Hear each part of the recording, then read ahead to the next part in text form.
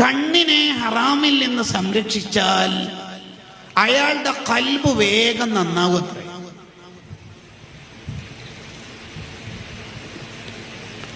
അയാളുടെ ഖൽബും മറ്റു അവയവങ്ങളും അള്ളാഹു പ്രകാശിപ്പിക്കും. അങ്ങനെ ഖൽബ് പ്രകാശിച്ച് ഹൃദയം പ്രകാശിച്ച ഒരാളുടെ നാവിൽ നിന്ന് ഒരു കാര്യം വന്നാൽ അത് പുലരുകയും ചെയ്യും. ആ രോഗം വേണ്ടെന്ന് ഒരു പറഞ്ഞാൽ വേണ്ട, ഓപ്പറേഷന് എന്തോ ഓപ്പറേഷൻ വേണ്ട. ആ നാവിന് അത്രമേൽ അസറുണ്ടാവും. കാരണം ആ കണ്ണായിരിക്കും. അതാണ് കാരണം.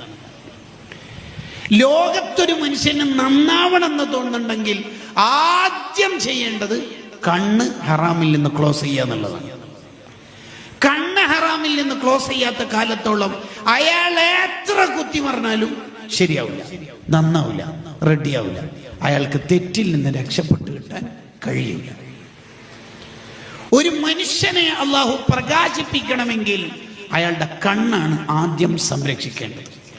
പ്രകാശത്തെ കുറിച്ച് പറയുന്ന, പ്രകാശിപ്പിക്കലിന്റെ വിവിധ ഏരിയകളെ കുറിച്ച് പറയുന്ന സൂറത്തു നൂറുണ്ട് ഖുർആനിൽ. അതിൽ അള്ളാഹു പറയുന്നുണ്ട് എന്ത്? ഖുല്ലിൽ മുഅ്മിനീന യഗുദ്ദു മിൻ അബ്സാരിഹിം. നബിയെ തങ്ങൾ പറയൂ ഉമ്മത്തിനോട് ഹറാമ് കാണില്ലേ.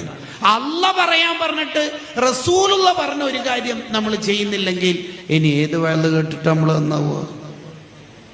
ഇനി ആരാ അതിന്റെ മേലെ നമുക്ക് പറഞ്ഞുതരാൻ വേണ്ടത്?